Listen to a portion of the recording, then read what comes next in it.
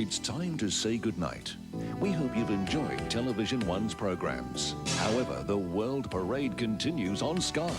News as it happens direct to your living room 24 hours a day from the world's leading and most authoritative news gatherers. Tune in now to Sky News on the Sky Entertainment Channel.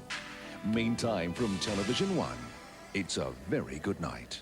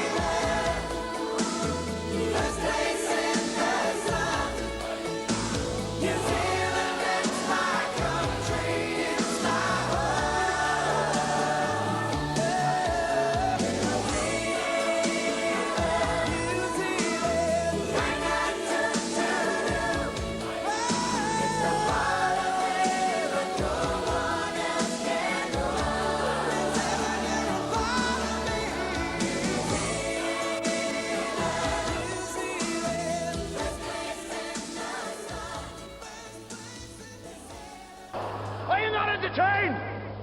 Are you not entertained? Hello, everybody, wherever you may be. My name's Larry. My call sign is Kilo 7 Hotel November. Welcome back. It's Ham Radio Live. Please subscribe. We don't monetize. We just ask you to subscribe so people can help find the channel who might have an interest in ham radio. And today we got a huge show. One of the finest people I know on ham radio has kindly offered to come on the channel to talk about his experience and an awful lot about what he's accomplished in ham radio. Folks, you are in for a humongous treat today. I'd like to welcome Germany. We got folks from Great Britain in the house. Hello, Bahrain. Hello to the state of New Hampshire. Hello, California. Hello, my friends in Ontario. Welcome to the show here in the studio in Northwest Oregon. Thanks for being here. I'd like to introduce a very dear friend, someone who I really admire a lot because he's just a humble guy. He's accomplished so much, but it's never changed who he is. He's just a humble guy, and he has a great YouTube channel here as well. We'll talk about that as well, but let's get him on first. I'd like to introduce you to ZL1BQD. That is Raleigh, all the way from New Zealand live. How are you, Raleigh? Good morning. Good to be with you, and good to join your listeners or your viewers. What do we say nowadays on YouTube? Viewers or audience? I don't know. Yeah, there it is. It's great to be with you. Oh, yeah. Thank you. We've got greetings from UK, M0MCL. Welcome to the show. Martin in the Netherlands. Martin, welcome. Papa Echo 9 Tango India Golf. Raleigh, you've done so much in ham radio. I'd like to talk to you first about DXCC, because for a person to get one of those, that's a big deal. Talk about, because we try and talk about ham radio to people who are learning it or who would like to come into ham radio. Would you explain what a DXCC means? Okay, well, from an amateur radio point of view, the world is divided up into 340 countries, I think it is.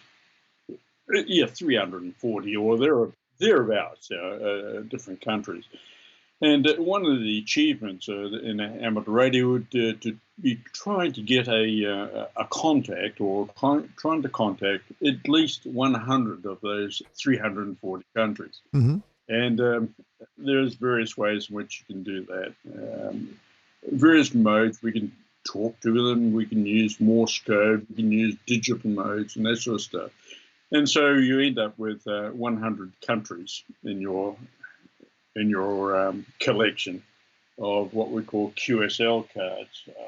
I've got a QSL card here somewhere I can show you. Here's a QSL card, for instance, I got from a German friend, Delta Kilo 1 DJK, and he's sent me this card so that beautiful. Actually, this is for one of my DXPeditions up to Papua New Guinea. He sent me that card so that I would send one of my cards back to him. That then sort of proves to the world and proves to everybody else that yes, he has actually spoken to somebody from Papua New Guinea. Okay, do that for 100 different countries, and you can qualify for what they call the DXCC. That's 100 countries that you've spoken to and confirmed. And so I think on the wall behind me, you can see some of these various awards. I'll just turn a little bit, Larry. That one up there, that's a DXCC, but that has more than 100 countries. That's 305 countries. Holy cow. But only on Morse. Only on Morse code. Wow. Only on Morse code. The next one down below that is, that one is 325 countries, and that's only on using sideband or a microphone. Wow. Then we come up over the, we'll start with the bottom, that one over there. Okay. This one there is, I've got 205 countries, and that's just using digital modes. Congratulations. Wow. Wow. There's various digital modes and so on there. Mm-hmm. Then the one up there, that's the big one of the lot, and that's when you mix you get a variety of modes, and that's what they call a mixed award, and that's 300 and 43 countries. So, congratulations, Raleigh. That's phenomenal. The one in the middle is probably the aspiration for every amateur radio operator in the world, and that's the ARRL, what they call ARRL's DXCC honor roll. Mm-hmm. Now, to get on the honor roll, you've got to have every country.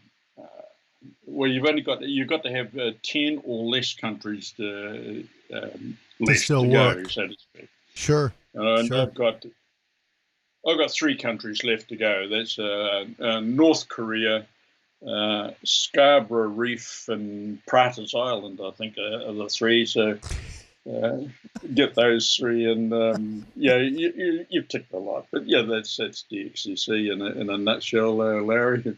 Bit of fun, and I mean, never in my life would I ever think that I'd get be on the honor roll for ARRL. But I guess after having been on the air now for 50 years, yeah, I woke up one morning and did a bit of a count up, and I go, "Oh my goodness, look at that!" So you apply for it, and so we're live with. Yeah, sure. I mean, those are some of the achievements which people aspire to, but that's. In my way of thinking, Larry, that's more of a byproduct than anything else. What I don't really set out to get the paperwork on the wall, so to speak. Some do, but I'm more interested in chatting to people. I'm very interested in contesting, and there's a whole myriad of different things in amateur radio. And of course, one of my big things that really spins my wizard is what we call DXPeditions. Mm-hmm. And that means going to some really remote, off-the-map sort of place with all your radio gear and setting up a radio station there so that people have some chance of getting one of those rarer countries that's in that 340 countries we're talking about. Wow. So, wow. Such place. You probably scratch your head on this, Larry, when I say, well, Auckland Islands or Kermadec Islands, Tokelau Islands, Rotuma Island, Niue, Nauru. These are probably all names which you go, I didn't even know they existed, but sure. They're out there in and around the Pacific. Most of my stuff is done in the Pacific, which is just up in that sort of area here. Mm-hmm. Yeah. And in fact, I can show you. I got some slides and that sort of stuff we could run through if you wanted. I think we'd like that. I want to first make people so they understand here. We're live with Raleigh. His call sign is ZL1BQD, and you can find him here on YouTube if you just search his call sign. Okay, you'll find him easily. Again, it's ZL1 Bravo Quebec Delta. And you'll find Raleigh's stuff. It's fantastic. And we'll talk more about that in a moment. But if you have any questions for Raleigh, please feel free and type them in the comments section here, live on the stream, and we'll make sure and ask him, okay? Because this is your time to really meet with one of the golden ambassadors who has done so much in ham radio, not only with microphone, but with Morse, with digital. He's accomplished so much. This is a great, great man. Raleigh, quick question. Of all the DXPeditions you've done, do you have a favorite? Oh, oh my goodness. Well, I've done 35 DXPeditions to 28 different countries and so on like that over the years. And as soon as we get rid of this COVID-19 stuff, I'll be off again up to Niue or Nauru or Samoa, Timor-Leste, Papua New Guinea. Wow. Commercially, Larry, I'm retired now, but I used to work for a very, very large broadcaster here in New Zealand and the chief engineer for this broadcasting company. And a lot of our activities involved Christian broadcasting, actually, in the Pacific area. Yeah. And so places like Papua New Guinea, Solomon Islands, South Cook Islands, and so on will have their transmitters up and running. Well, they need servicing from time to time. So part of my job when I was working for a company called Rima Broadcasting Group was to go around these islands and help out and service some of these radios. Well, since I've retired, I continue doing that. Sometimes on a voluntary sort of a basis, but while I'm there, I'll take my amateur radio gear when the sun goes down and work stops. We can break this open and throw up a few wires into the coconut trees and have a ball. Yeah. And so we can get back to your question though, which is a favourite of all of those. Well, that's a difficult question to ask because they're favourites in many ways. I mean, Auckland Islands, Kermadec Islands, for instance, way back in the 1980s, I would say would rank highly for a very strange reason, and that we got shipwrecked on that DXPedition, for goodness sake. Yeah, you sure did. Yes, you did. And so we had to spend another 3 weeks on this very, very rare DX location, the Kermadec Islands. Fancy 4 amateur radio operators getting marooned on a rare DX island. Oh, what a shame. And you were there how long waiting for rescue? 3 weeks or so, but that's favourite for that. But, somewhere like the Auckland Islands, that's way, way, way south of New Zealand. It's almost to Antarctica, almost to the ice. Mm-hmm. And lovely, lovely place. It's just so rugged and uninhabited and raw, and the rata trees, which here in New Zealand would grow to several meters high, grow to a maximum of 2 meters, and then the tops just blow over. Oh, wow. It's just, and we're talking very cold temperatures and things like that. And that was high on the favorite list for very different reasons, And then you shoot up into the Pacific to somewhere like Papua New Guinea. Love going up there. Very, very hot. Out in the jungle, it's very hot, mosquitoes, sticky, humid. And you go, well, why on earth would you want to go to a place like that? And it's the people. To be honest, it's the people that I meet there. It's such lovely, lovely people. I go back there again. Well, we got and every DXPedition has something which is really, really. I can't ever say that I come back from a DXPedition and say, sod it, I'm never going to do that again. Never, no. We're live with Raleigh. His call sign is ZL1BQD, and got a question from Tom in Bahrain. His question to you, Raleigh: what are some of the challenges to bringing your radio equipment into various countries? Let's have a look here. Good evening, Tom. Was it?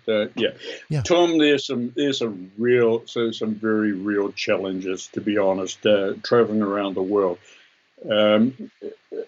I've done so much travel out of New Zealand now that I've qualified for all sorts of perks, so to speak. So I'm able to take up to 56 kilograms of equipment out of New Zealand. We're talking kilograms. Larry, you can do some translating into pounds, shillings, and pence if you want. But the old money, 56 kilograms, right? I can take out of the country, but that gets me to say Brisbane. From Brisbane on, and now it's almost like an internal flight, say up to Papua New Guinea, Solomons, and most of the Pacific. Wow. They will only allow me a maximum of 22 kilos. Oh, wow. Mostly 17 kilos, right? Wow. So now I go out of the country with 56K. I get to there and they go, no, you can only take 17K with it. The rest of it, you're going to have to pay excess weight on. Mm-hmm. And anywhere in the Pacific, if you ever get caught paying excess weight, well, to be honest, you might as well just buy another ticket. Wow. Is it really that bad? Extremely expensive. Wow. Wow. And of course, now, I like to try and get everything into the one bag. And there's reasons for that as well, because if you've got anything more than one bag, and you've got another box, in many of these Pacific places, they'll go, what's in that box? Yeah. There must be something in that box that we can charge duty on, or we can charge a tax on. Yeah. Or in some places, we can hold back and lose your bag. And yeah. Yeah. Now, I've got ways around that now by all of a sudden bags can be found again. You have learned tricks. Learned tricks, so the bags can be found again really quickly. Yes. And so those are some of the problems. Really, if I can't get my gear into a backpack or into my suitcase, then I have problems. So I've developed over the years, I use a product called the DXPedition as far as antenna goes. Yeah. We've developed that with the guys with Callum. up in the UK, with Callum. We've developed that antenna. It used to be around about 1.5 meters long. Well, 1.5 meters won't fit into the overhead lockers of any airplane. Sure. So you had to take that as an extra bag, and we've already talked about the problems there. So with Callum, we developed the DX Commander Expedition model. Mm-hmm. That packs down and fits neatly into my suitcase. Perfect. So Callum makes such great antenna products. He's like a wizard. He's very good. Extremely good. And now that it's in my suitcase, it's out of sight. Mm-hmm. Out of sight means out of mind, and we're sweet. The rest of it, I use a Allicraft KX3 little job. This little fella down here. Yep. I take that and that fits neatly into a backpack. That with a small tuner, a small amplifier. It only gives me 100 watts, and we're away. Yeah. So there it is. Yeah. And in fact, on the DXPeditions, for instance, I never ever take a large amplifier because remember, it's the only weight. Me, right? And it's me. Yeah. I've got to everything I take. I've got to get it there. Yeah. So if you got another bag with a very heavy amplifier in it, it's more of a curse than a blessing, to be honest, to be able to get it anywhere. So I operate 100 watts max into wire antennas normally thrown up into the coconut trees and so on like that. That's and so wonderful. From my point of view, all the heavy lifting has to be done your end. Yeah. But in saying that, it's very easy on most of my DXPeditions. I'll rattle out at least 8,000 to 10,000 QSOs, and listen to that number, 8,000 to 10,000 QSOs. That's staggering. I mean, that's staggering. Thank you, Tom. His call sign, Alpha 92 Golf Whiskey. Got another question here from Kilo Oscar Tango Juliet Tango. Hello from Minnesota. His name is Thor. He says, I really enjoy your videos. Have you gotten into any scary situations when on a DXPedition? If so, what situation made you the most nervous? 73's from Minnesota. Thor, getting shipwrecked on any DXPedition that'll do it. Kind of raises the blood pressure a little, and that was up in the Kermadec Islands. We were on the shore. We were actually operating and so on. A storm came down from Tonga. Have a look where the Kermadec Islands are. They're just north of New Zealand a little. We'll show you this on the slideshow I got a little bit later. The storm came down from Tonga. Now, I believe, I'm not a sailor, but I believe that the trick with anything like that is you sail your boat ahead of the storm and wait until the storm blows out and then come back again. Mm-hmm. So the skipper decided that's exactly what he'd do. Instead of, so he up anchored and started sailing away from the storm and let it blow out. But he decided to go around the other side of the island and shelter into a cove, which seemed like a great idea at that time. Mm-hmm. Except the storm went over, looked down, saw this boat and said, oh, there's a boat down there. Backed up and came back again, picked the boat up and threw it on the rocks. And a ferro cement yacht and rocks are not a good recipe. No, that's a bad combo. So it is there till today. And we managed, this was in the middle of the night, we managed to actually get the guy off the boat. He had a rubber Zodiac that he could get off the sinking boat and get up on the shore. And there were no lives lost and so on. But then we had to wait for either we could get the New Zealand Navy to come and get us. That would not be good. That was going to cost an arm and a leg and your firstborn. And pretty much. But fortunately, there was a freighter coming down from Tonga, and we managed to divert that freighter to come and pick us 4 amateurs that were marooned on this rare DX island and pick us up and take us home. Great story. Thor, that gets the blood pressure up. No question. Wow. From the other point of view, yes, I have met some very interesting characters in Papua New Guinea. Just walking through the jungles, and all of a sudden you just see these very strange people from a European point of view almost just magically appear. It never ceases to amaze me, but that one second there's nothing there, and the next second there's a crowd of people. And you go, where did they all come from? Yeah. And just as mysteriously, they can just disappear. It's almost like I'll show you a picture while we're here of the Cometics so you can see on the screen what the Cometic Islands look like. Hopefully it'll pop up here. If not, we'll get it for you. There's just a small view. I wish we could make it a little bigger. That's a little hard to do, but it gives you an idea where it is in relationship to New Zealand. It's a small island chain that kind of stretches out to the northeast a little bit. And Raleigh was stuck on one of those islands way up there. And you brought enough food, right? So you were good with food. You just had to get help.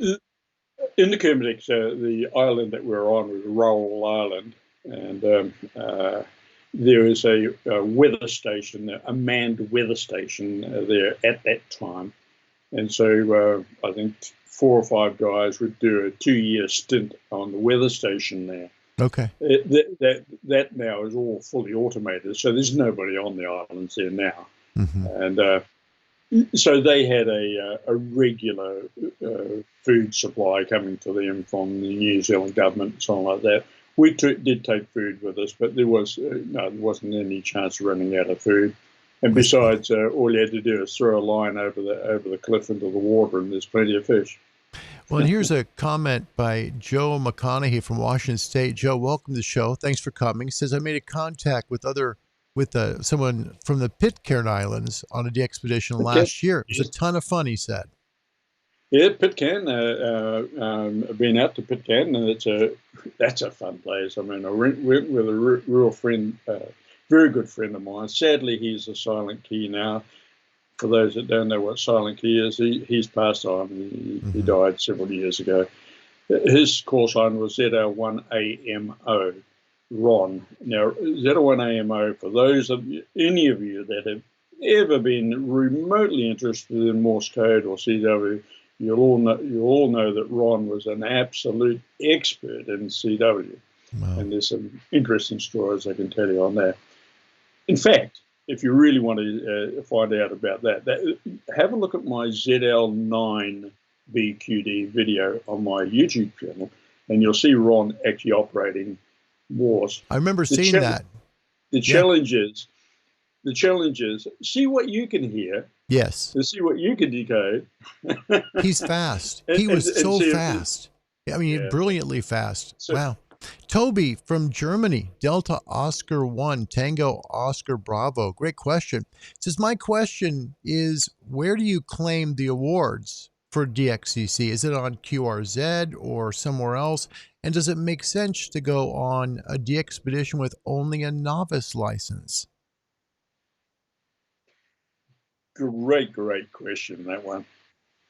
The awards that I have up on there, look on the wall here, they are from ARRL awards. They're the guys that administer those ones up there. Arguably, you could say that ARRL would probably be the benchmark, but then now I've probably isolated half of the amateur radio community. I mean, there's a great awards program with EQ, what's known as EQSL, magnificent awards, and I tell you, some of those awards are difficult to get. And just about every country will have their own awards program that you can go. But these are the world recognised ones, I guess. Again, don't crucify me for it, but arguably they would probably be your benchmark. Yes, absolutely. Yeah, DXCC is well known. And Toby, great question. Thank you for asking that from Germany. Appreciate it. Here's a good one too. You'll like this one. This is a good one, Raleigh. This is from Twinkun Kevin. Twinkun Kevin 259. Welcome to the channel. Is CW Raleigh's preferred mode? By the way, I like the look of that big brass straight key on the desk. Does he want to sell that one? That Joey, there's no way in which I'll sell that. That's the key that I learnt my CW on many years ago when I was in the New Zealand Post Office, and I did a stint on what they call the Marine Service. There's one of these brass poles here was in the middle. I've taken that out. The reason why this has got a glass cover on the top of it, and that is beautiful, by the way. Look at that. Because on these poles here, this is what they used to call in the States, you call it plate keying. Right? So we're talking about old valve technology in their transmitters, and you're keying the anode or the plate. So there's anything up to about 750 volts on these terminals. Yeah. Hence putting that back on there so you don't get fingers. That's all right. No, and Raleigh, I was going to say too, thank you. I'm sorry. Thank you for your service, by the way, too. Thank you for your service to your country. That's very special. Very, very much. Nikolai with a very good question. This is one that I really want to make sure you get. Nikolai is from Romania. He just passed his ham exam, his very first one. His question for you is, what advice can you give for a beginner ham radio operator? Oh goodness, Nikolai. Excellent question. Look, I come from, I've had my license for 50 years now, Nikolai, and that's such a great question to try and answer. Yeah. And look, there's many answers to the question, but one of the answers I would certainly say is train yourself to listen. And then when you're finished listening, continue training yourself to listen. Yeah. Because so many operators are very quick to grab the microphone and talk or key and carry on, and they haven't got a clue who they're talking to or anything like that. The real secret to getting some of these awards up here is not so much transmitting and so on that.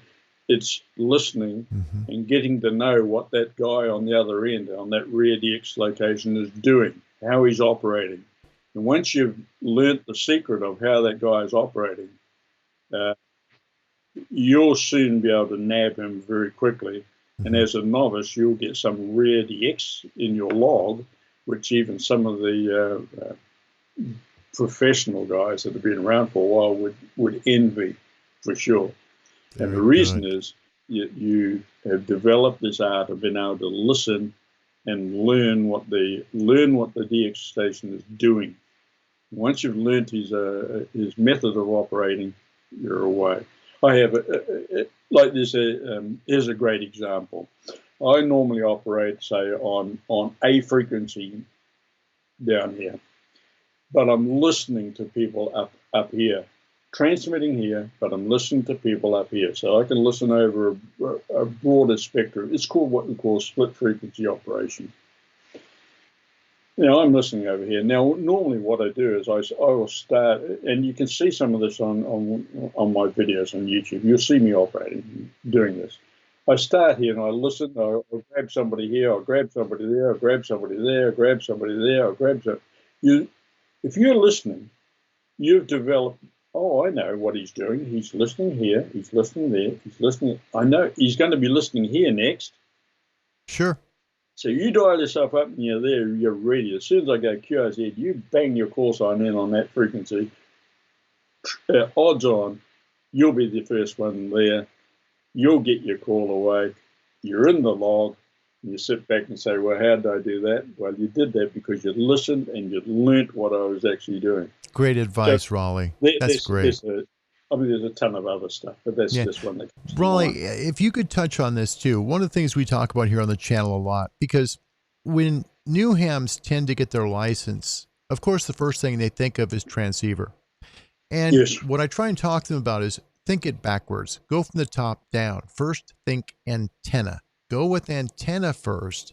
Feed line next, because you're not typically going to replace your feed line. That's going to stay whether you change antennas or transceiver. So get good feed line, then think radio. Would you agree with that? Basically, yes.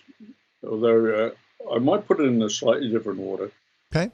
A lot of people neglect, you touched on it, a lot of people neglect the feed line thing. Yep. Now, you're right. The feed line is going to stay with you for years. So it's really, really worthwhile putting a few extra dollars into some really good, high-quality coaxial cable. Yes. And that's going to serve you well. I know, it's expensive. It really is. And you go, should I put $300 or $400 into a piece of coax? I could buy a radio for that. Yes, exactly. Yep. Yes, you could. But it doesn't matter what sort of antenna you have on the end of that coax. Doesn't matter what sort of rig you've got feeding that coax. If the coax is poor, that will be your that will be the best you can ever do. Yeah. So make sure. I would certainly put coax. Your connecting cable. My money into the coaxial cable or your feed line. We talk the same thing here. Yeah, we're talking the same language, buddy. Good. Live with Roly ZL1BQD from New Zealand. If you have a question for him, please put it in the comments section. We have some questions ahead, Raleigh. Lots of folks here. Want to welcome Glenn Stevenson from VK. He is VK2 Golf Sierra Tango. Glenn, thanks for coming from Australia this morning. Thank you. Tony Bond with a very nice question. He says, hi, Raleigh. Do you use the gray line map for DX? And that is from Tony in Ireland. His call sign, Echo India 9 Golf Mike Bravo. Tony, of course I do. Absolutely. Now you're starting to get into the secrets, Tony. Come on. We can't give away all the secrets. Yes, absolutely. Look that you need any DXer that's worth his salt needs to get to know how to use the what we call the gray line. And Larry, I know you got a magnificent one up on your wall there. I've seen it. Thank you. And so on like that. But look, you can get them on. You can get it on a number of places on the internet, and for free. Yeah, and for free, absolutely. And the software I'm running here in the background. In fact, I got a grey line just sitting in here. This is the my logging software. But I have the grey line sitting here. I can tell right now that good morning, guys in Australia. There, the sun is just coming up in Australia on the east coast of Australia. Yep. United States, yeah, you're right in the middle of the day. Great, lovely, isn't it? And our friend up in Bahrain, I mean, he's just it's gone sunset there, and it's mid-evening. Coming up to midnight in a few hours' time. Yes, midnight around exactly. Just over in here and something like that. I can tell what's going on around the world. Mm-hmm. Now that grey line, that's the difference between the night and dark. When it's neither light nor is it dark. It's in that sort of twilight zone. It's either sunrise or sunset. For instance, here in New Zealand at the moment, we've just gone past our sunrise.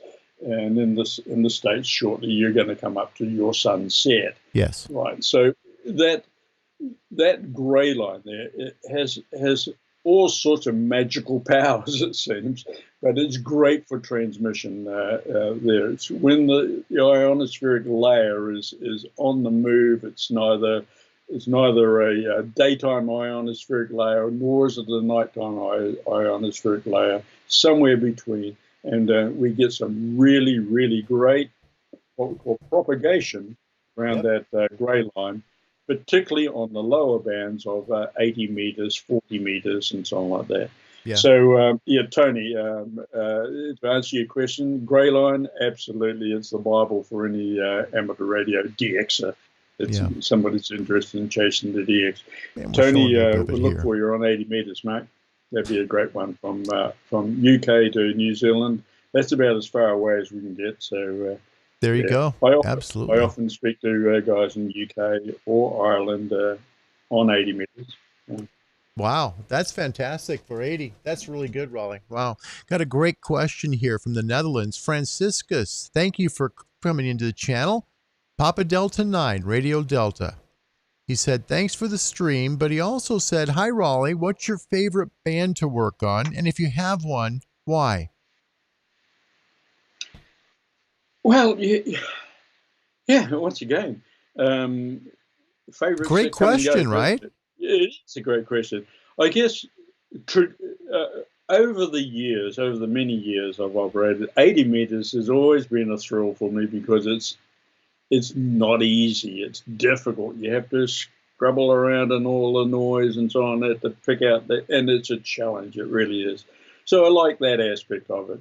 For a band which is going to be there for me and regular and you can rely on it, 40 meters. 40, it's at the moment in this part of what we call the sunspot cycle. Mm-hmm. We won't go into that yet, but but I'm sure you've covered sunspot cycles before. But 40 meters is always the good old faithful. But then occasionally, if you get a wide open 10-meter opening like we used to get several years ago when you had a sunspot maximum, 10 meters when it is open and so on like that, is a magnificent band for just being able to run a whole pile of QSOs flat out if you're on a contest or a DXPedition. It's quiet, it's easy, it's magnificent. I've noticed 15 as well. 15 lately, Raleigh, at least here in North America, 15 has been really strong. Lots of folks in South America seem to love to work 15 meters. Yeah, whatever band's in, work it. Yeah. But I guess from a favorite point of view, I keep coming back to the 80-meter band. It just has a thrill for me. And I've got over 300 countries on 80 meters, but it's still a thrill. Yeah. That's great. Raleigh, tell us, if you would, about your YouTube channel. I really want to get into that. Talk to us about your YouTube channel here and what you do on it. And you also talked about there's going to be a little change to it. They're going to be showing a little bit more of your home country soon. Yeah. If you go onto YouTube, just type my call sign in, ZL1 Bravo Quebec Delta, ZL1BQD, or I can speak American if you like, ZL1BQD. Very good. Raleigh going American on us. Well done. Well Just done, type mate. that into YouTube. You'll soon find out my channel. Now, on my channel, I've got a lot of my DXPeditions that I've done, and they make for interesting. If you want to find out more about some exotic places like the Kermitics, like Auckland Islands, Maldive Islands, Timor-Leste, Wow. for instance, and there's more coming. I'm just putting all those together. But at the moment, I've started out on another series of that I'm putting together. My wife and I, we go. Actually, we leave tomorrow to travel from the North Island down to the South Island. And as we're going, I'm going to call in and meet various amateur radio operators on the way, and talk to them, much like you and I are talking at the moment, Larry. Talk to them and see what interests them. Mm-hmm. And I know that there's some real interesting stuff coming up. In fact, I could probably run a poll here and say one of the guys which I'm going to be meeting in a couple of days' time has what's called a long wire antenna in a way. It's in a configuration of a sloper. Mm-hmm. It's a center-fed sloper. The trick is, can you just sort of come up with a wild guess how long that thing might be?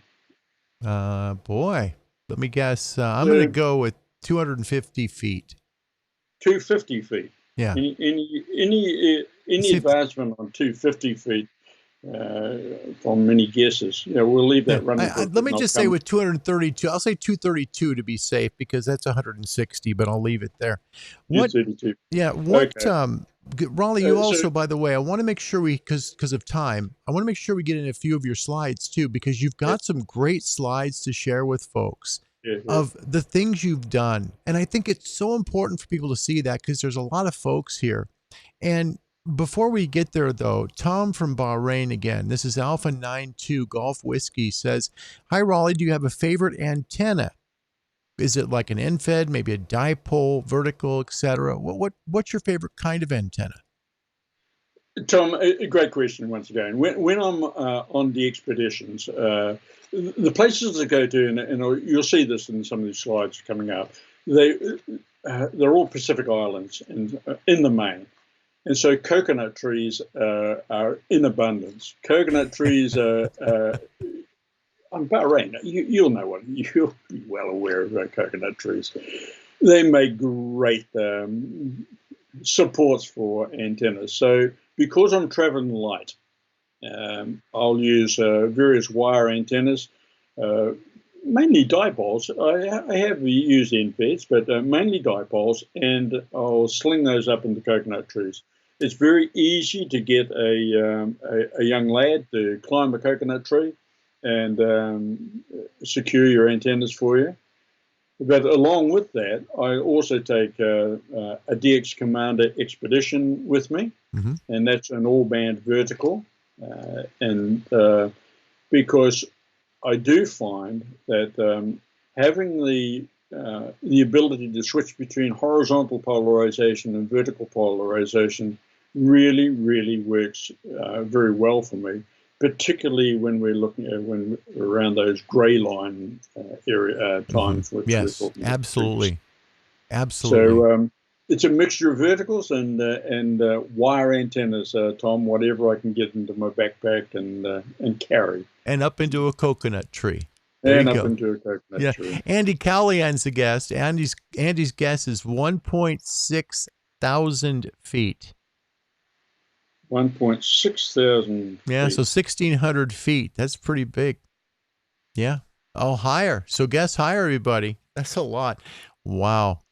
That's good. I'm making a video about it, so I don't really want to give away too many secrets. But yeah, I got you. Robbie, welcome. Robbie's here from Ireland. Echo India 2, India Papa. Love ZL. Can't wait to get back either end of this year, early 2022. Love the lifestyle. Love the fly fishing. And next time, I might even bring a radio. Robbie, thanks for being here. I know you're great at digital modes. Robbie's great with his ICOM 7610. He really works a lot of SSTV from the International Space Station. He watches the satellites. He works satellites. Robbie's an excellent guitar player, too. Robbie's got the whole package. Thanks for coming today, Robbie. Well, next time, Robbie, make sure you put ZL1BQD on your hit list, and we'd be more than happy to show you around, mate. So, hey, there's your invitation. There you go, Rob. Yeah. All right, Andy. He's guessing now 3.2 thousand feet, so 3,200 feet. Yeah, good enough, Andy. It's actually it's actually 2,400 feet long. Wow. For folks that are calculating at home, that's nearly 1 mile of wire. Yeah. It's set up as a center-fed sloper, and it's 20 wavelengths long on 20 meters, I think it is. Gee. Wow. Wow. But, the purpose in saying that is that my wife and I will be going around visiting various amateur radio operators over the next 3 or 4 weeks, up and down the South Island and so on like that, and calling into interesting guys like that. Another guy I'll be interviewing is his passion is SOTA work, summits on the air. So he'll climb up a mountain for what. And operate radio from the top of the mountains. Yeah. On that. Fascinating guy to talk to. But on the way, of course, the video camera will be running, and we'll take some scenic shots of our trip around New Zealand, and we'll include that into the videos for those that, so that you can get a bit more of an idea of what New Zealand's about. In fact, on your run into the program this morning, Larry, you showed some of that. Yeah. So there'll be more of that, and there's some really, really fascinating and interesting places. So I look forward to seeing you on my YouTube channel. Come along. Yes. And, in fact, speaking of that, Raleigh, Glenn Stevenson from Australia, he just subscribed. So there you go. Well, good on you. I was just going to say, the best way to to keep up with it is on YouTube. They have a subscribe button in it. So if you hit that subscribe, subscribe sounds like you're signing up for, you got to pay something. No, it's all free. Yeah. So you hit this subscribe means, well, okay, when Roly comes out with another video, if you hit the little notification bell as well, when I come out with another video, it'll say, "Oi, Roly's put up another video. You might be interested." So hit the what they say, hit the subscribe button, ring the bell type thing. You hear that all the time, Raleigh. Before you go, that'll keep you up with the tune. I want to show your slides here, but before we do that, let me just really quickly, for folks that don't know New Zealand, it's really split up into 2 specific islands. That's the main islands, the 2 main islands, North and South Island. Tell us, if you would, about the difference between the two, because there's a big geographical difference between those 2 islands. Yeah, there is indeed. The North Island is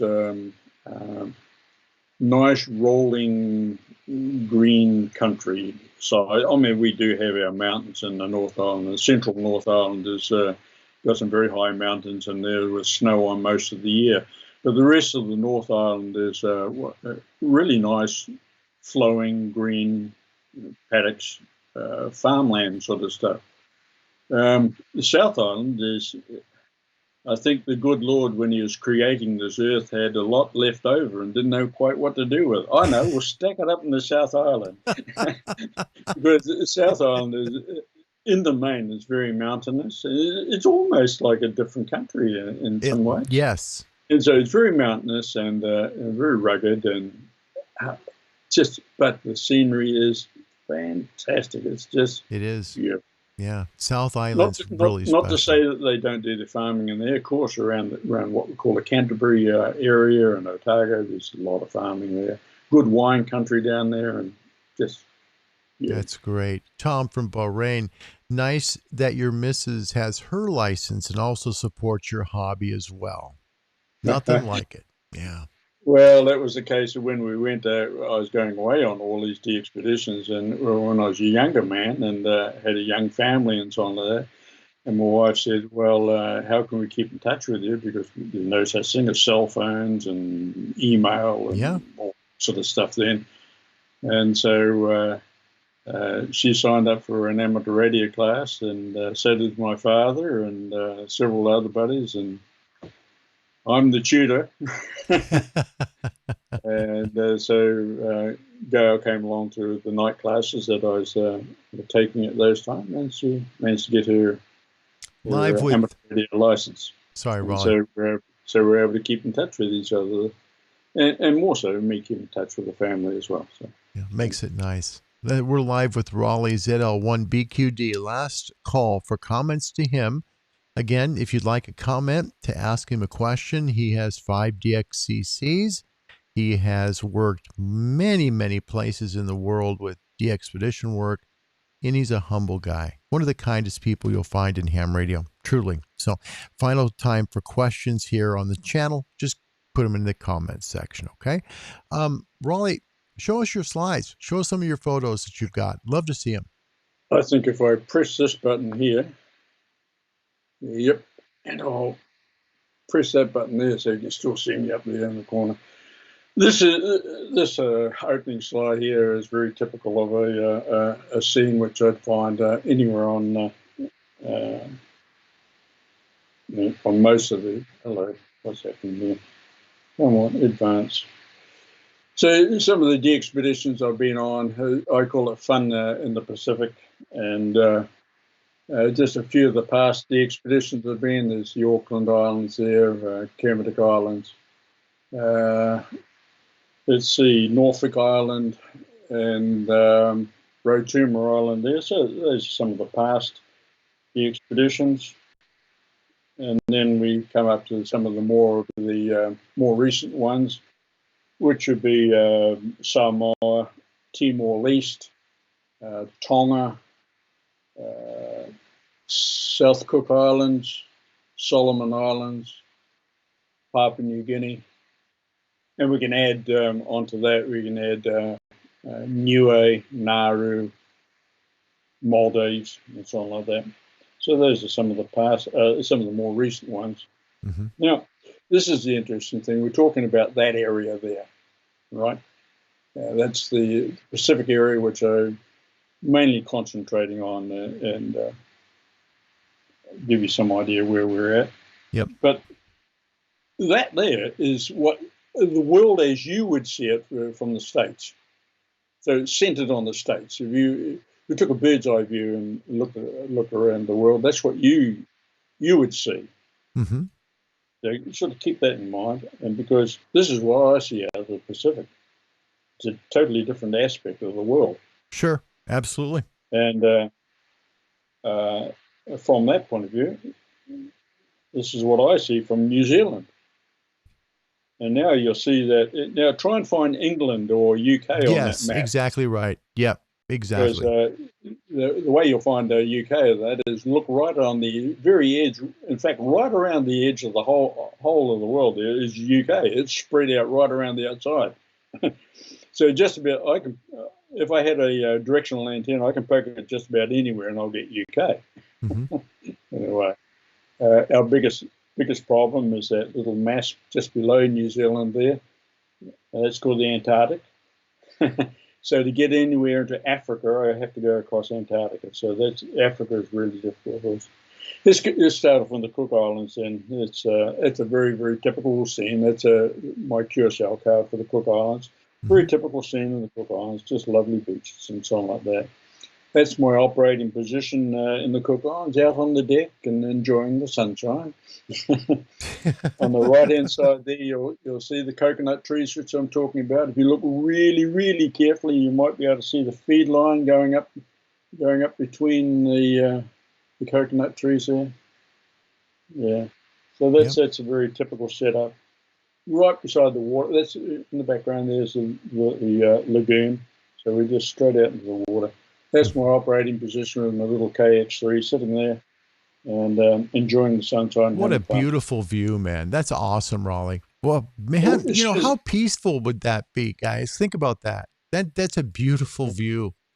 Wow. But as soon as I fire up on the digital mode on FT8, those of that have ever operated FT8, that's what my screen looks like all the time. It's just solid red. What station's calling me? Sure. Well, of course, yeah. You're in a rare place. They want you right away.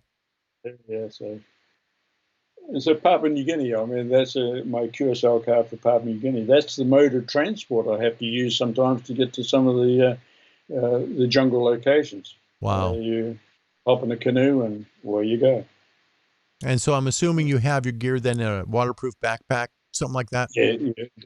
That's one of the radio stations I do some work at in Papua New Guinea. I'm able to live in one of those little huts that you see there, but that 200-foot broadcast tower you see there, I'm fortunate enough to have a young boy that will climb that and put a 20 or 40-meter dipole at the top of that for me. So, oh my. Wow. So that helps. Now, you used to do that too, didn't you, Raleigh? You used to climb towers and do work, didn't you? Used to do all that, yeah, Larry. Used to climb the towers and so on like that. I mean, I still would. The mind is completely willing, that's for sure. Mm-hmm. But my legs and my back and so on, they go, hold on, buddy, what are you trying to do? Yeah. And I leave that for the younger man now. Yeah, absolutely. Well, there was a story. I remember you were telling on Callum's channel once. I remember this.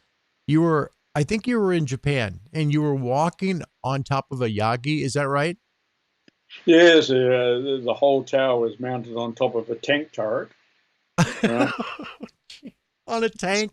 Seriously, a working tank turret. That's his rotator? Yeah. So the whole tower turned. But it was a tower. Brilliant. The boom, you could climb the tower, walk out on the boom, and then the driven element, you could actually walk out on the driven element as well. There was a full-sized 3-element beam for 80 meters. Wow. On a tank turret. That's great. Sorry, continue. This is like a helper here with the DX Commander Vertical.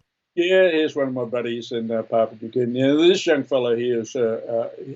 I'm trying to get him to study for his ham exam. And when he gets to a proficiency that I'm happy, I'll take him through the exam, and he'll be one of the very, very few nationals that have ever had a amateur radio license in Papua New Guinea. That's a DX Commander. I've left that there with him so that he can actually listen on his... Well, he hasn't got a license yet. He hasn't got a rig. So when it comes to time to get a rig, we'll get some money together and we'll buy him he hasn't got any chance of getting a rig himself. Sure. We'll buy him a small little, say, ICOM 7300 or something like that. Sure. Go up there, teach him how to operate it, and he'll use that DX Commander there, and there'll be at least one national Papua New Guinean on the That would be something, wouldn't it? Wow. Got a question for you, Raleigh, coming from Great Britain. Got a question for you here. This is from Bob Coombs, and he said, "Hi, guys from wonderful Wales. This might be a daft question, but is there such a thing as a random wire vertical antenna? And if so, what and how many radials would you need?" And that's from Bob, Golf Whiskey 6, Radio Bravo Zulu. Yeah, there is such a thing as a random wire vertical, I guess. Some would say it's probably an L, inverted L. Yeah, inverted L, yeah. I mean, you can make that. Normally they're cut for either 160 meters or 80 meters. It's a good way to be able to get a rather large antenna into a small, compact area using an inverted L. But there's no reason why there can't be some sort of random length of wire with a tuner on the end of it. Mm-hmm. Yeah, and he's talking about ground radials as well. Yeah, with any vertical, ground radials are essential in my book. And now we get into a whole debate about radials, which is a subject for another day. I agree. Yeah, my theory on or my practice is as much as much as you can, as long as you can. Yeah, yeah, exactly. The more copper, the better, just the way it works. Okay, so So Raleigh, you're showing us a picture now of him holding your KX3. Go ahead. Yeah, this is young Isaac, and so hopefully we'll get him a license. So that's what I see in the Papua New Guinea. Again, every time you fire up on a digital mode or FT8 or something like that, the screen just goes to boom, red. Red, right away. And Everybody wants you there. And oh my gosh, from here, my gosh, you'd be going crazy. Oh, yeah, well, there's easy ways to do it. Timor-Leste. Now, if you to find Timor-Leste, go to Australia, head to the very, very north of Australia, and jump on a boat, and you'll eventually get to Timor-Leste. Very small country. It's used to be Portuguese owned by the Portuguese, so they speak Portuguese, Indonesian, or their local dialect there. And the essential thing there to try and get a license for Timor-Leste is very, very, very difficult indeed. That's on the left, as you see it there. That's a license for Timor-Leste, and the other one's a license for Papua New Guinea. But having those pieces of paper in your hand is essential. We can go into that sort of thing some other time. There's the radio station, one of the radio stations I look at in Timor-Leste. I have operated out of that shack and used that antenna there. Only problem is inside that shack is a minimum of 40 degrees Celsius. Larry, I'll let you translate that in degrees Fahrenheit. It's hot. And the humidity's got to be insane. Yeah, it is. Yeah. But that's the view you get from that radio station, looking down onto the city of Dili in Timor-Leste. Wow. Beautiful. Just great takeoff from there. Wow. And that's the way in which we got all our radio equipment up to that shack there. We put it into the boot or the trunk of a taxi, and give them either go with them or give them very specific instructions as to where to drop all the gear. Yeah. Wow. That's the mode of transport anywhere in Dili. That's a whole family there on a little moped. There's 5 mum and dad. Interesting, mum and dad wear the helmets, but the 3 children that are on there. Yeah, without. I saw that too. Wow. So there's three kids and mum and dad on the moped, and they're off to do their shopping. Wow. Solomon Islands, another shot from a beautiful place in Solomon's there. That's typical of a landing of an airstrip that you fly into on any of the Solomon Islands. That's flying into Gizo. You only get one shot at landing there. Otherwise, no kidding. You end up in the lagoon at the other end, or it's a go around, and yeah. Wow. So that's but that's out in the village, and now you can. What immediately impresses you there, Larry? Well, it seems to me like it'd be pretty wet. You know, you're sounds like you're almost in a swamp of some sort, really high water table. Yeah, it is. But can't you see all the verticals there? Oh gosh, yeah, of course, antennas. I'm looking at the ground. I'm looking at slosh. But I'm looking at that. But definitely, yeah, a lot of height there, buddy. Choose a couple of trees and get a boy to climb the tree and string an antenna between 2 of them, and That's great. Oh my gosh. Let me catch up with comments. There's a lot of folks here, Raleigh. John Kershaw, California, November 6, November Romeo Oscar. Hi, Raleigh. Greetings from California. Glenn, now in Australia, wants himself a tank turret. There you go. Tom, Alpha 92 Golf Whiskey. Interesting you mentioned Timor-Leste. My wife's in-laws were speaking about visiting there. First question I had was, can I operate there? Yes, you can operate there, but here's the story. It'll take you 2 or 3, maybe even 4 days to get a license. They will not issue you a license ahead of time. So here's the story. You have to rock up to the communications department on day 1 and tell them, get an interview with the engineer, and he will give you all the paperwork to fill out. You take that paperwork away, you fill out that paperwork. Day 2, you come back, and hopefully here the same guys there again. They will examine the paperwork, but then they'll ask you that they want to examine your equipment.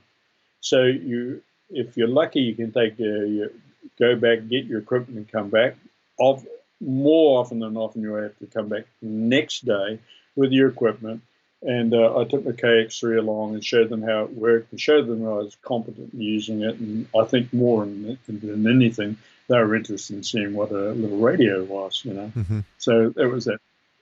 Then they said, okay, we accept your license, you accept your application. Yeah, we're going to give you a license. But now all the paperwork has to be signed by the president. What? It has to be signed by the president. Like of the country? Yeah. Oh So your paperwork will go to the president. He will sign it.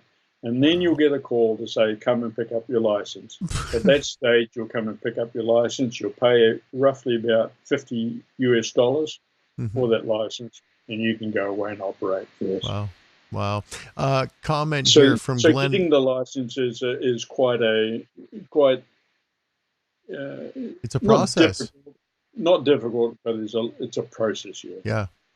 Glenn, again from Australia, great comment. He says, Raleigh, have you ever worked North Korea? No, I haven't. I never worked North Korea. There's been, I think there's only 2 ZLs that have ever worked North Korea, and that was when some guys got to North Korea to try and investigate as to whether amateur radio could be operated out of North Korea. Yeah. They put up a demonstration station to show the authorities what it was all about, and a few lucky guys actually worked and got a QSL card, which is recognised by ARRL. But from there on in, they've said no amateur operating from North Korea. Yes, that's exactly right. As soon as North Korea starts up, anybody starts up, it would be like falling off a log. Pandemonium. From New Zealand to be the simplest thing out. Yeah, absolutely. From New Zealand here, we have to fight to get DX. We have to fight through the Koreans, South Korea, Japan, and China. There's a huge, great big wall there that we have to fight through to get DX. So there it is. No, I agree. We got up to Western Samoa on my slides here, and that's one of the radio stations again that I service in Samoa, and I'm able to use those towers from on occasions to put antennas up on. Very fortunate to be able to do that. No kidding. Just the height you have there is fantastic. So I was able to use the radio, a bench inside the radio station there to set up my amateur radio station and use their antennas. Beautiful. That's beautiful. And, the KX3 lends itself well to DXPeditions. It really does. It's a great transceiver. Some of you may have worked amateur radio station 5 Whiskey 1 SA, it's 5 Whiskey 1 South America, or Sierra Alpha. He's a Japanese guy that's lived in Samoa for 18 years now. He's married a national girl up there. That's the inside of his station. So occasionally I get to visit Atsu, and I'll sit down and operate there. You can see a little bed in the background there. Yeah. So wow. I'll shack up there and use his station. That's great. That's great. So just a few more minutes here, folks. If you've got any last questions for Raleigh, please put them in the comments. Final questions. Get to Tonga, and Tonga is very famous for its hurricanes and so on like that. And here we go. I mean, this is a full-blown hurricane going on here. But yes, a young lady there just walking around. It's a normal day.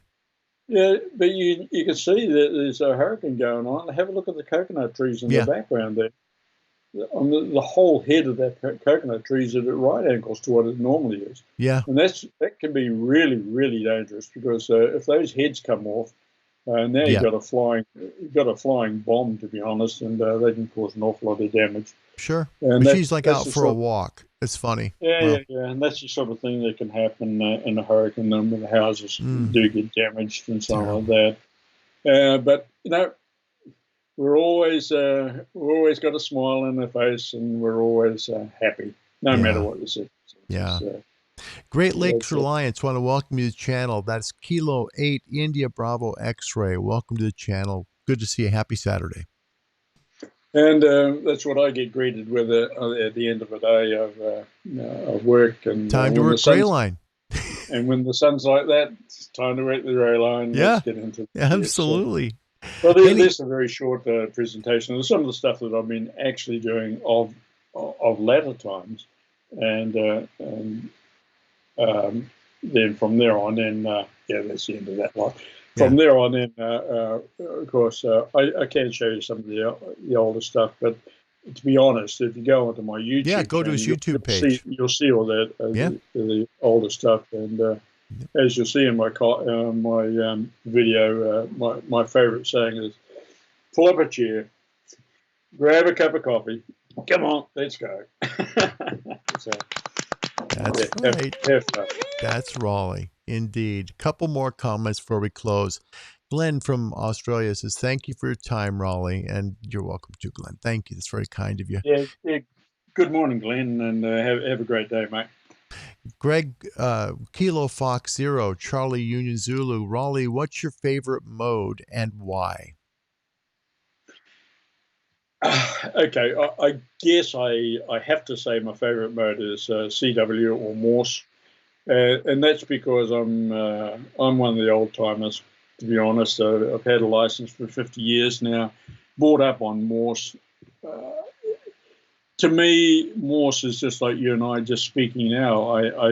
Somebody asked me the other day, actually, how can you hear those letters so quickly and write them down and so on? I don't actually hear the letters. The letters form into a word in my mind, and I'm actually hearing words, not letters. So here's a classic one. I mean, it's crazy how the human mind works, but this is it. The word "and" in Morse code is da-da, da-da, da-da-da. Da-da, da-da, da-da-da. A-N-D. That takes a reasonable amount of time to sing. So why not use the Spanish word for "and," which is "es"? Yeah. In Morse, that is da-da-da. That'd be simple, right? Wouldn't it? So that'd I be can nice. See an "and," like that, done. That's "and." But my mind hears da-da-da. It says that's "and," and if I'm writing it down, I'll put a plus sign. That's great. What a great thing. And you know what? What a neat tip. That's a great isn't that tip. Crazy? In your mind, you hear da-da-da, and you go and you put a. But there it is. Yeah. And so for Morse, I like Morse. To me, I like the old time Morse actually when you're using these hand keys because I could listen to an operator and say, "Hey, that's Bob." You can tell his hand. Yep. That's Joe, or that's so-and-so, because I could tell by his character. In New Zealand, I could tell whether a guy was post office trained or army trained. Really? Post office trained would be very clipped, da-da-da-da-da-da-da-da, da-da-da-da-da-da-da, CQ. Army trained is a da-da-da-da-da-da-da-da-da-da. Interesting. It's almost like conducting an orchestra. And you know what's interesting is that most people that have worked Morse code for a while will tell you that there is a certain hand that you can recognize, and that's that person's hand. It's the way they use it. You certainly can. Yeah. And particularly when I was working commercially and so on, you're looking after 3 receivers at one time, 1 transmitter, 3 receivers, and so you're hearing 3 receivers coming in at once. No way. And you go, oh yeah, I know who's operating there. You just did it. You did it. Yeah, I got your weight. Yeah.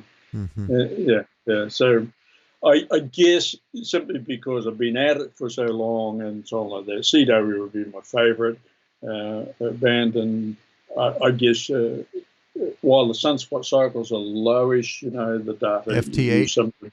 use the FT8 and so on like that. But listen, please don't lock yourself into FT8 forever.